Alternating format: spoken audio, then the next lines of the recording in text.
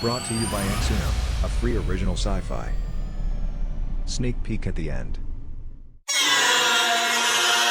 Star Wars is the single most successful film franchise of all time. Well, it was. So it's worth asking the question, what next for this multi-billion-dollar property? I used to think I knew the answer. Let's recap. First, St. George created the original trilogy about the destruction of the Empire, featuring Luke Skywalker.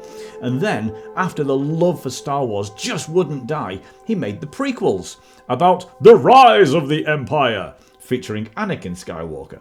And what came next is mostly known to the fan base, but not so much to casual viewers, so let me clue you in there. Along with a ton of books and comics, Lucasfilm created The Clone Wars, an excellent animated series that takes place between prequel episodes 2 and 3, brings a ton of detail and some of the best characters in all of Star Wars. But it's a cartoon! Shut up, it's amazing. Next release, Rebels. Another animated series, this time set just here, just after the Empire begins. It chronicles the beginning of the rebellion that will one day take down the Empire. More amazing new characters, including from all the movies and the Clone Wars. Lots of crossover and interconnectedness, all about the rise and fall of the Empire and the people involved. Next, Disney buys Lucasfilm and makes the sequels about what happened a while after the Empire. And this divided the fan base. Personally, I'm not a huge fan, but some are.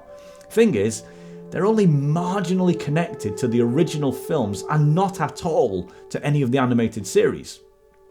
And then, a knight in shining armour called Din Djarin, aka the Mandalorian, who did a lot more than just reunite the fan base with widespread love for this show. The Mandalorian is set right here, right after the destruction of the Empire, which is a major plot point.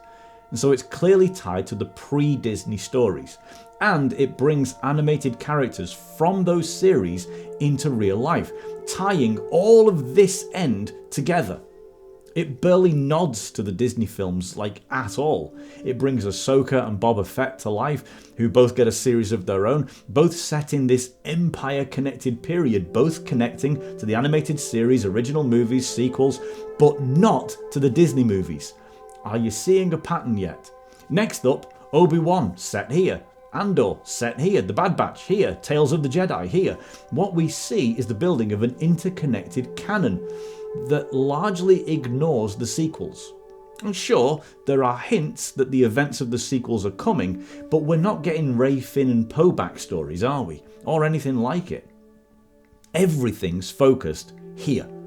I used to suspect that by focusing on the past of the Star Wars universe, they're building a continuity that will leapfrog the sequels. Now, why would they do that? Well, because the sequels are just not that popular. Now, I'm not a hater, but those sequels underperformed and the merch didn't sell. Mickey don't like losing money. Just do a search for Rey and Grogu toys and see what you find. The sequels won't be retconned or written out of existence or anything like that. They do have their fans. So I thought they'd just be quietly bypassed. And the new post-sequel movie, Episode 10, will be a continuation of all this stuff, more than this. Allow me to offer an example.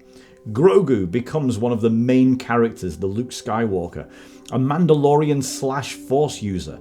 Through Din Djarin, we get a story thread about the resurrection of the Mandalorians. Through Ahsoka, we get a story thread about the resurrection of the Jedi. And she also brings in Ezra Bridger from the animated series, who, if you don't know, is an ex-trainee Jedi who's about the same age as Luke Skywalker, to be the Obiwan figure, because the sequels killed off Luke.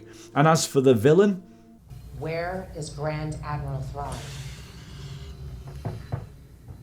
The greatest commander in the entire Empire, who in the books worked to resurrect the Empire, and one of the greatest characters of all time of any fiction ever, is right there for using, with a backstory that ties to all of this. And he's already been featured in several series, and so despite small bits of content pointing elsewhere in the Star Wars timeline, I used to think this is where they were heading, until they went on record as saying they're not heading anywhere, and have no plan moving forward whatsoever. Disney, just put Dave Filoni in charge and be done with it. You know you want to, you know we want you to, let's just do it. All of this to show the danger of creating a story without a plan and the turmoil it can create further down the line. Something I'm avoiding with my enormous new original sci-fi Ex Uno, which needs your support to get going. So check out this sneak peek and please consider subscribing and giving this a cheeky share to help me make this whole thing come to life. Thank you for listening. Hope to see you again soon.